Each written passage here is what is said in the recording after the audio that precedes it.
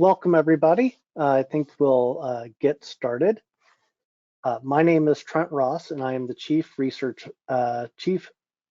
Officer for the Ipsos Corporate Reputation practice. I'm headquartered in the US, but have a global role at Ipsos. The information we're talking about today is unlocking reputation value, presenting research that we've conducted over the last year on the topic of reputation value.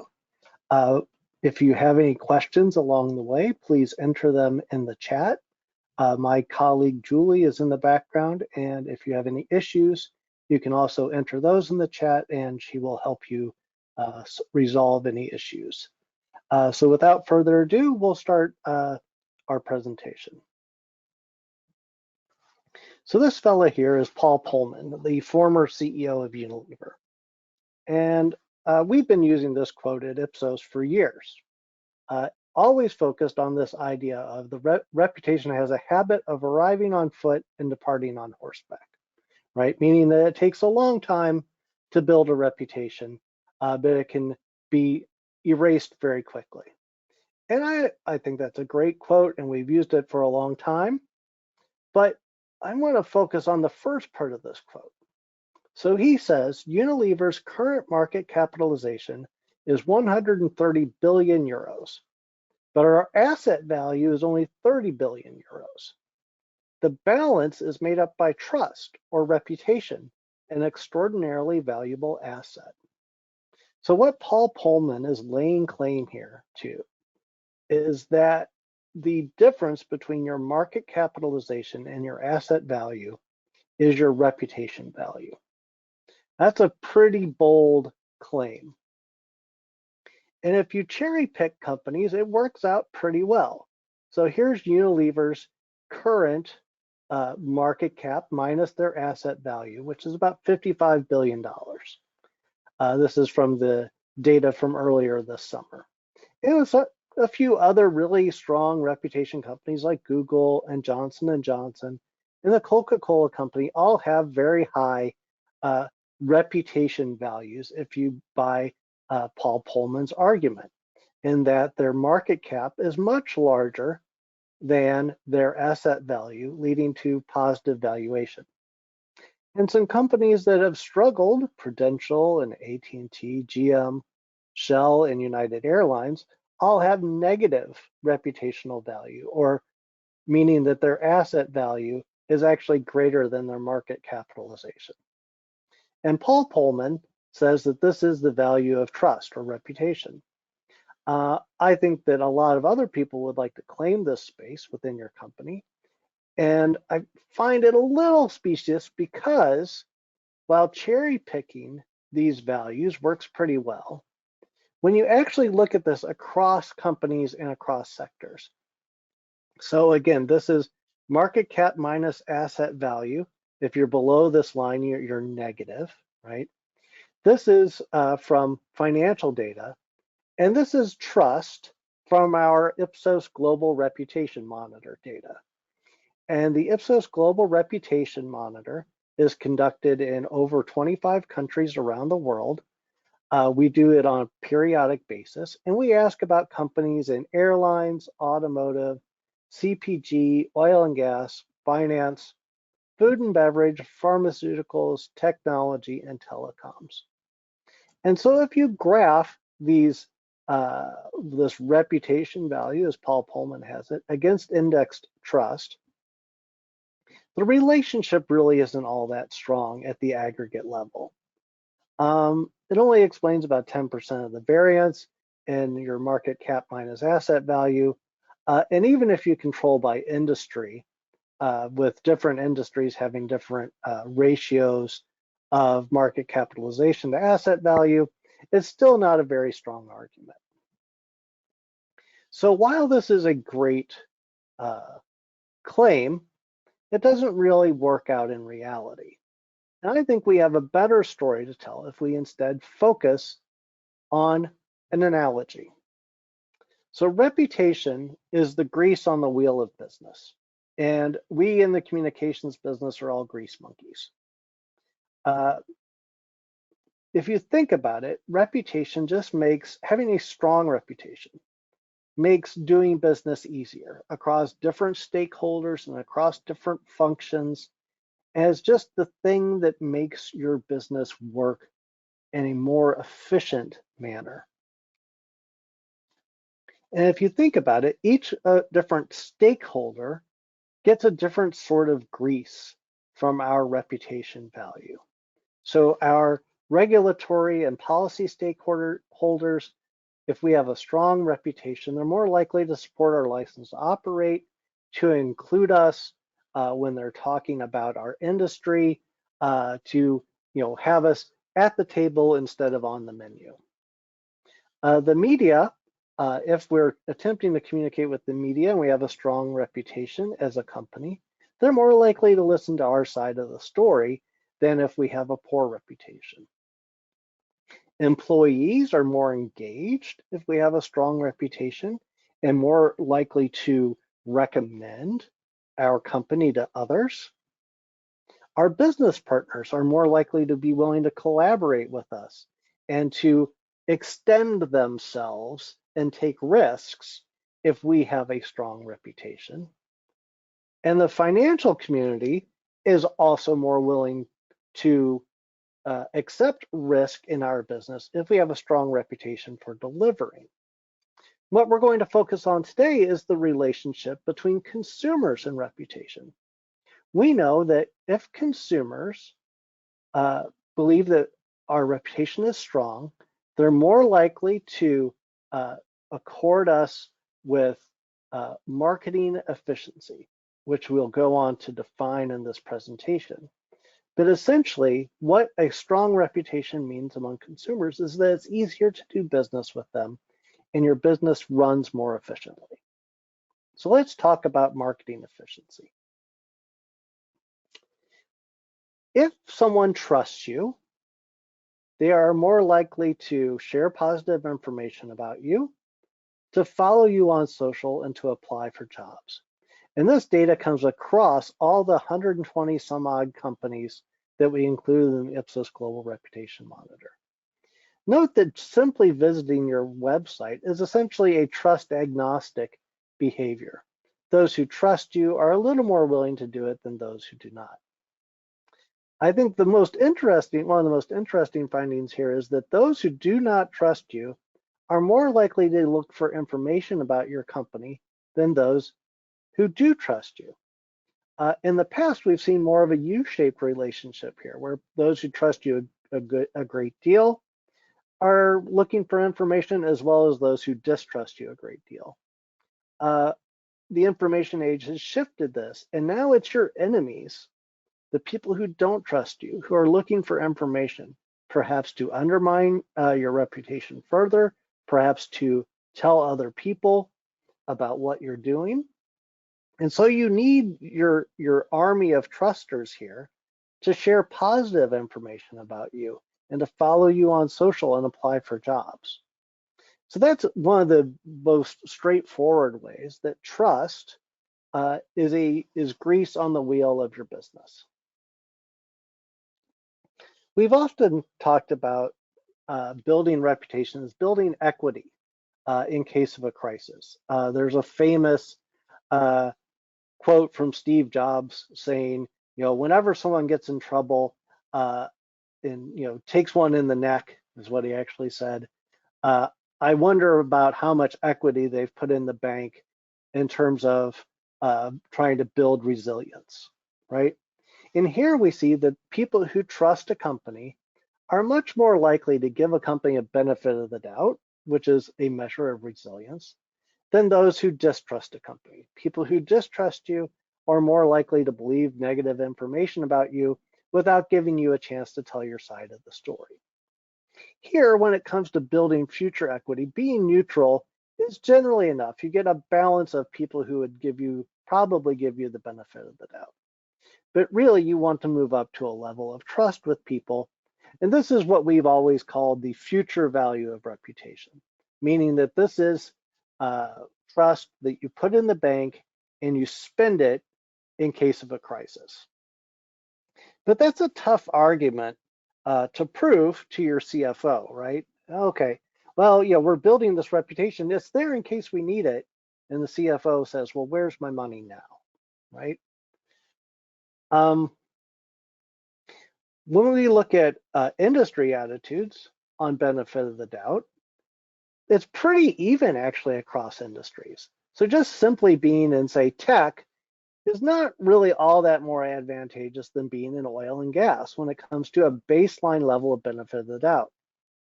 What you have to do is you have to build specific trust in your company in order to get the benefit of the doubt. So this is survey data, again, globally from our 120 some odd companies. Each of the dots represents an individual company.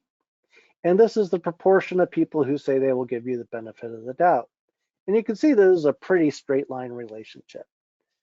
Trust explains 81% of the variance in whether people give you the benefit of the doubt or not.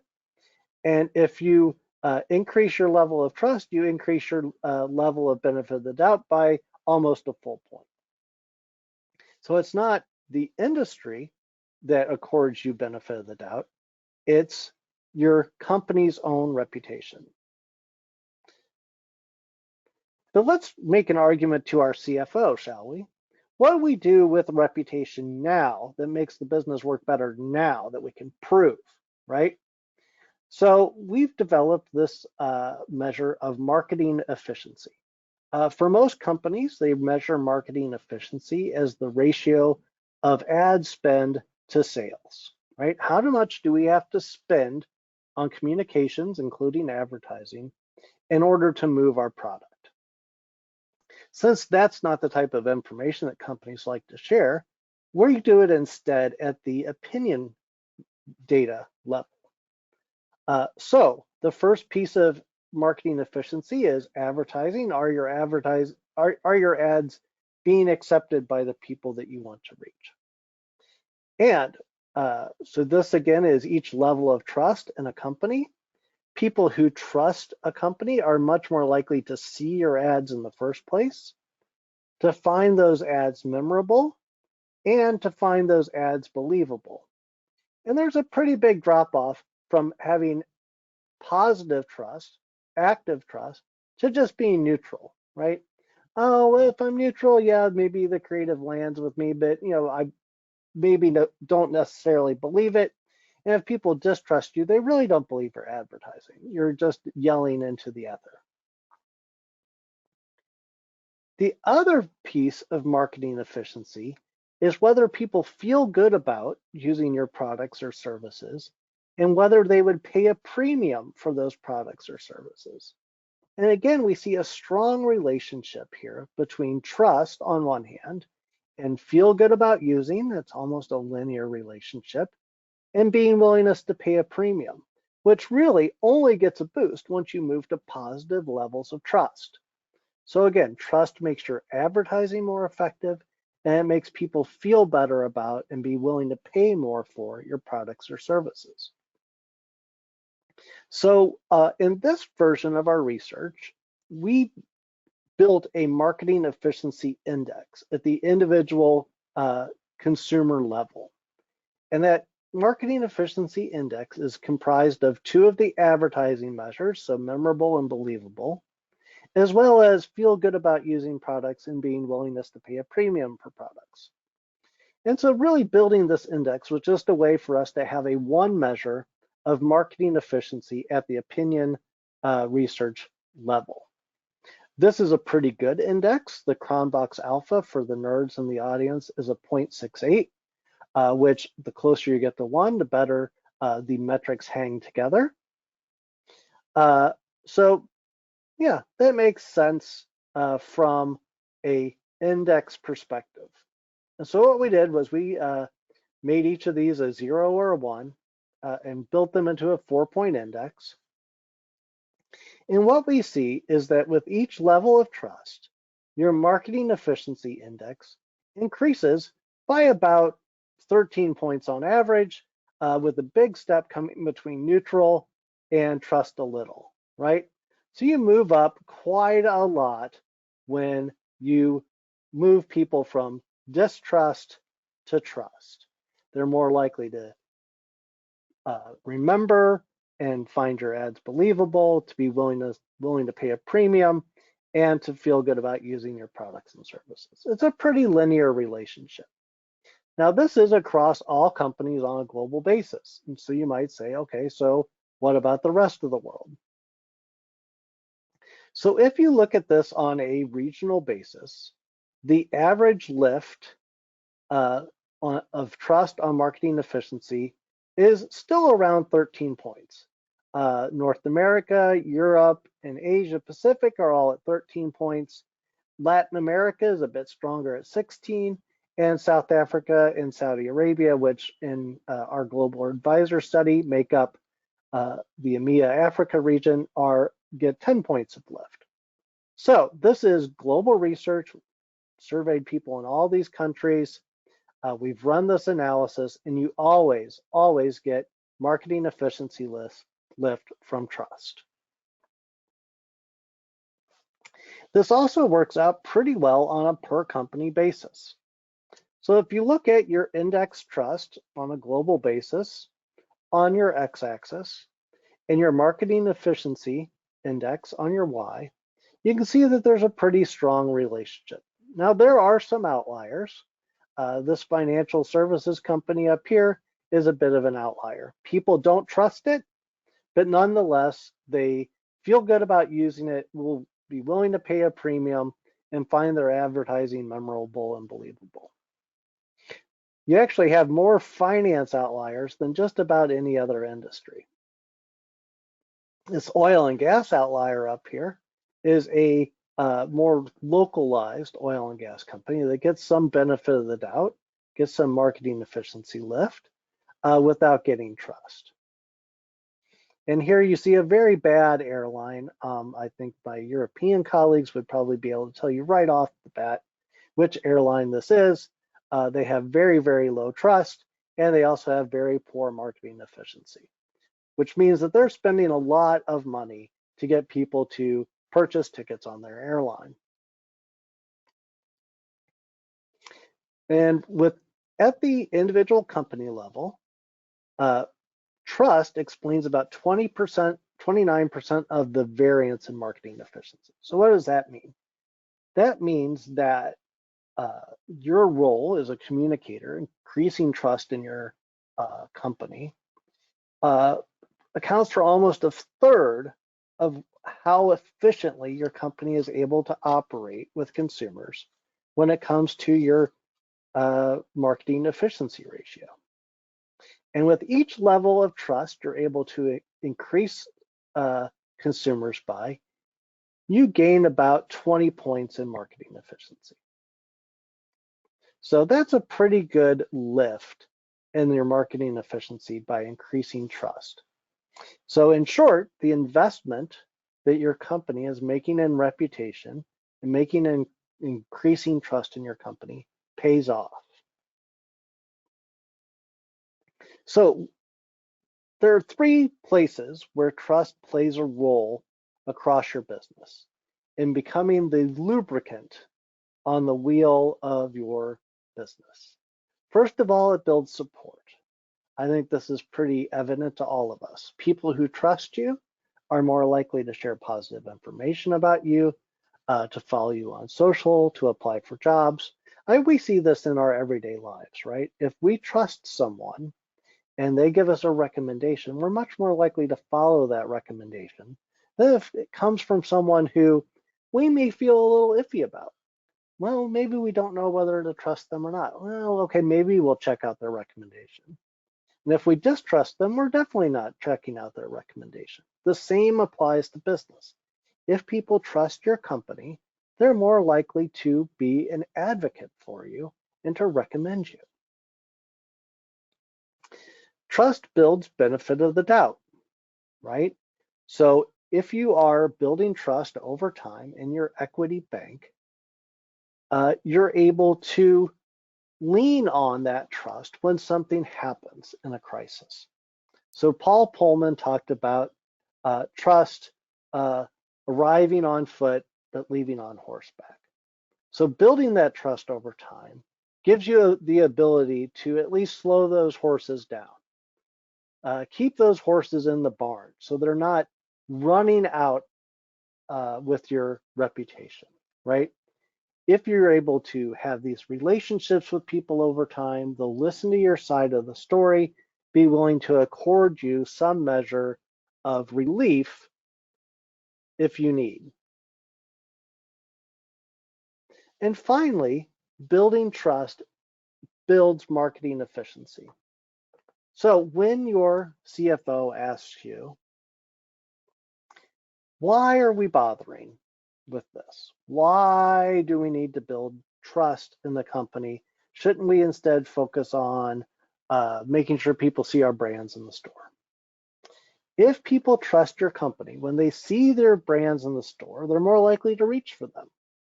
When they see your advertising online or on TV, they're more likely to believe what you're telling them.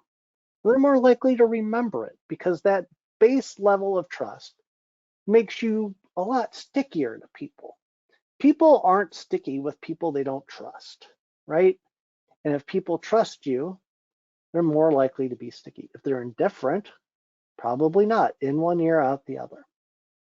And people who trust you, when they see your price on a shelf or see your services listed, they're more willing to think it's worth it if they trust you. If they don't trust you, they're probably not going to think that premium is worth it.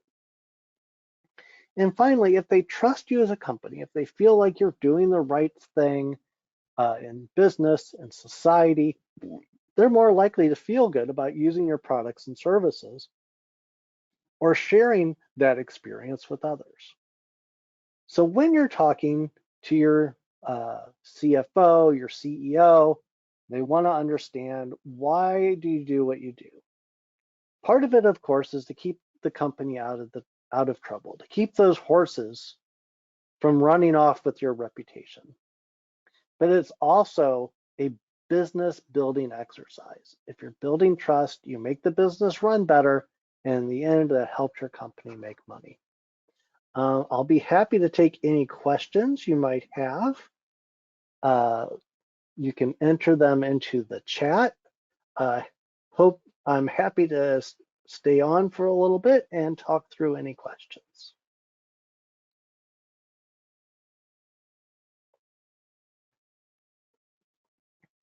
All right, so we have a question.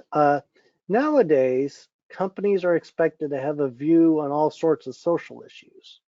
Can you tell us how they should do that in a way that protects trust? Okay. This is one of those situations where if you take the wrong step, the horses come for you, right? And they start running away with your reputation. We've seen a few examples of that lately. And what I tell my clients here is the more hard-nosed you can be about your investments in sustainability or in societal issues, the more likely you are to protect yourself from a reputational crisis. And what does that mean?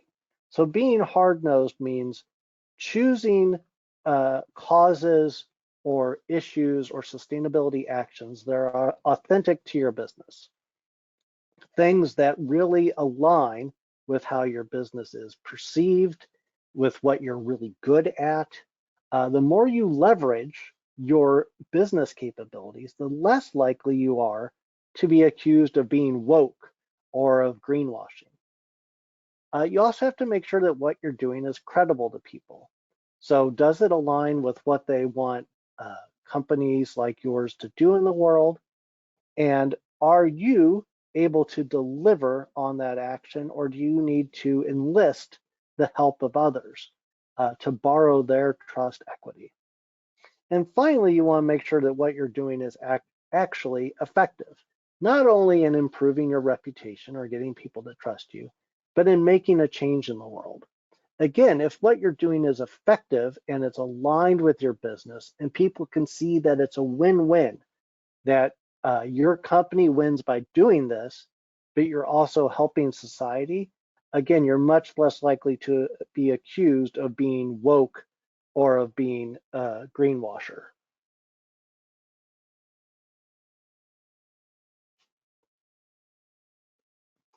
And so here's another question. What is a real world example of reputation impacting marketing efficiency? Okay, so we actually did our first round of this research way back in 2005, where we looked at marketing efficiency and its relationship with trust or reputation. And we were pushed to do that when a client of ours, who we had a large global reputation tracking program with, hired a new CEO. And the new CEO came in with a mind for cost cutting. And he said, why are we spending money to understand our reputation, to do all these communications activities? What does it gain us when we're looking at sales? And so that company provided us with their actual marketing efficiency data. So their ratio of advertising spend to sales on a market by market basis. And we were able to show that below a certain trust threshold, their marketing efficiency was always bad. They were always spending money, a lot of money, in order to make a baseline level of sales, much more than they had to spend in other parts of the world. Above the trust threshold, the marketing efficiency was much more variable. It reacted to other market forces than reputation. So in that example, a bad reputation was the limiting factor, whereas a good reputation didn't really provide a linear boost. It wasn't a perfect model, but it did show them that improving their reputation globally, especially in the markets where they were perceived poorly, would have a positive impact on their business.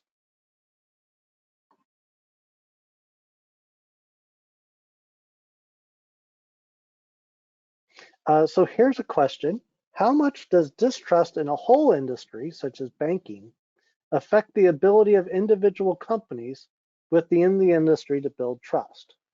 So let's back up a little bit and look at our marketing efficiency data. So for instance, these green dots are finance. And you can see that the level of trust in finance industries runs from about an index mean of 55 all the way up almost to 75. One of the top companies and one of the lowest scoring companies. And so it's much more important to build your trust individually than as the industry. Now, there are some exceptions. Sometimes your company is the flagship for the industry. And so if somebody else in the industry does something bad that impacts reputation, you might be hurt, right? And we've done several layers of this research over the year where we've looked at the ability to grow reputation outside of industry constraints. And it's there is an ability, but your industry does play a bit of a role.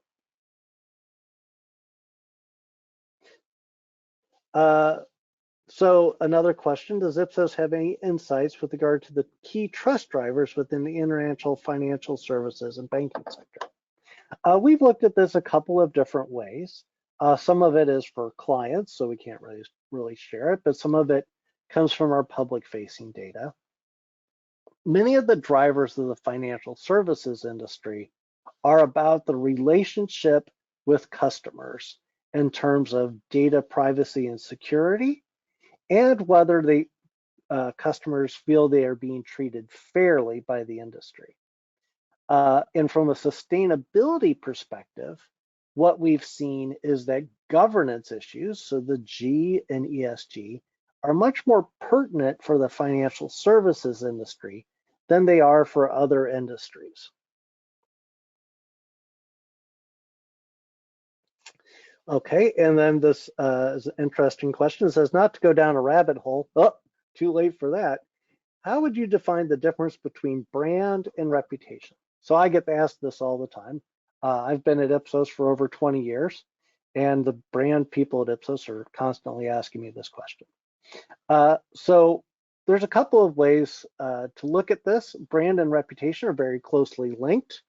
That link is closer for companies that are a branded house, say like Apple, than they are for a house of brands like Unilever. But brand in many ways is a zero-sum game. right? You're trying to win market share from other brands, and that brand affinity is defined with people's experience with the brands. Reputation, on the other hand, tends to be much more shared between companies within an industry. So it can't be a zero-sum game because, as per the earlier question, your industry impacts a lot of your reputation value.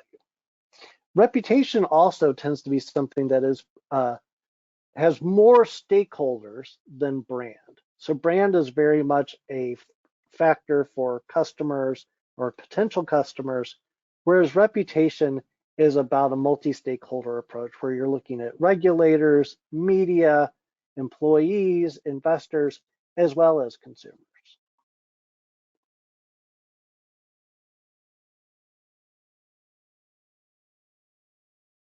Okay.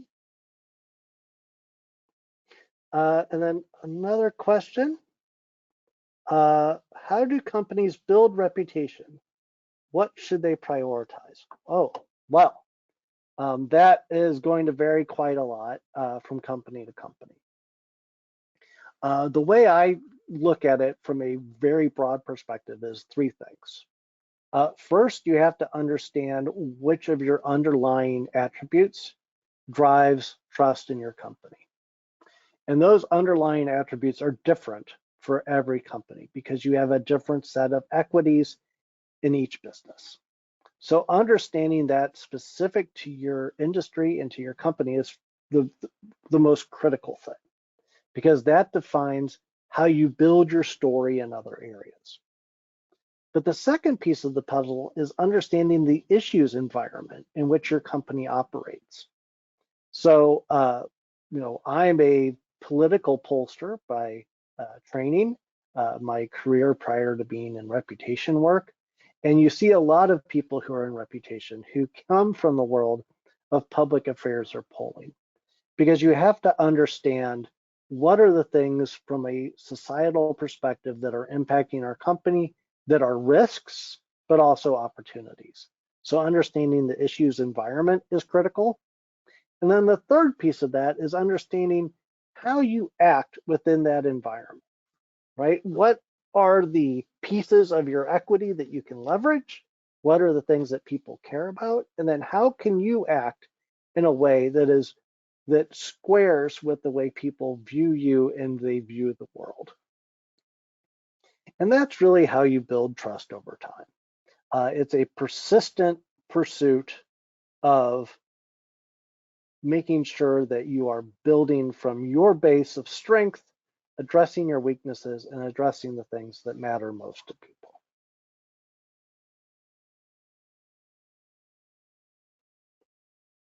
Okay, I think that was all of the questions. I'll wait just a couple of seconds here in case any more come through. But otherwise, thank you for joining today. We have a full white paper on this data and information on our website in our Ipsos Views section that goes into more depth on a per industry basis. We are currently writing a new paper on the impact of trust on regulation, and that will be coming out within the next couple of months from the latest wave of our Ipsos Global Reputation Monitor. We also have a white paper from our Ipsos Global Reputation Monitor on the role of sustainability around the world and which aspects of ESG overall matter most to people, as well as which aspects of it matter most to different industries. So we have a new question. What do you think is going to be the biggest threat to reputation across large corporations over the next 3 years? So I think that there are a couple of things. One is the relationship that people have with companies and their generic trust in companies is declining. That is being undermined by polarization in our society. And that polarization not only impacts politics, but it's come from for companies as well. And so it makes it even more essential that when you act, especially outside of your core set of business, that you do so very carefully and in a considered manner. And I think that instability it can just impact so many things, from the economics of how companies are perceived in terms of treating people fairly, as well as the broader global issues that we're facing with climate change and disasters. I think that's a huge potential impact for the financial services industry, especially on the insurance side. And so those are really the top three, I think. Another question is, in measuring trust, how important is it to define what we mean by trust? One company may be trusted on one aspect, but not another. Is it possible to identify what is the key aspect of trust which drives reputation? Yeah, that's a big piece of it, and it's that first aspect I mentioned of drivers, right? So when you, from an opinion research perspective, when you ask people if they trust a company, and they might be thinking of many different things. And so our task is then to break that down at the individual equity level to understand what drives trust in each company. I know there are trust models out there where they look at active trust and collateral trust or whatever. I really don't think people parse it that way. I think people trust companies overall, and then you have to pull apart for them what attributes are impacting trust in the company. The method that we use for determining the drivers of trust is very good about disaggregating all those different things that are going through people's mind when they determine if they trust a company. And we can use that disaggregation to build story maps for reaching people where they are and building trust in your company that way. And this is similar to the last question. Can you predict any major reputation risks for the next year?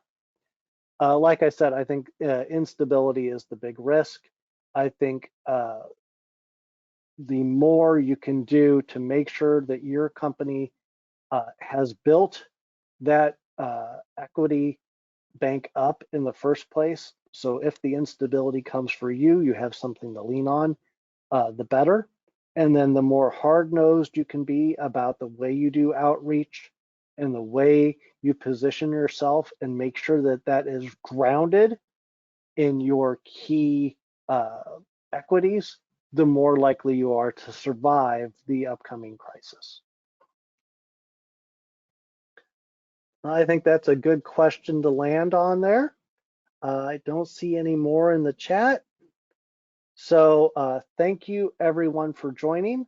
I believe there's a recording available of this webinar. And as I mentioned, there are white papers on this aspect of trust and marketing efficiency, as well as other aspects of trust on our website. So thank you everyone for joining. Have a good rest of your day.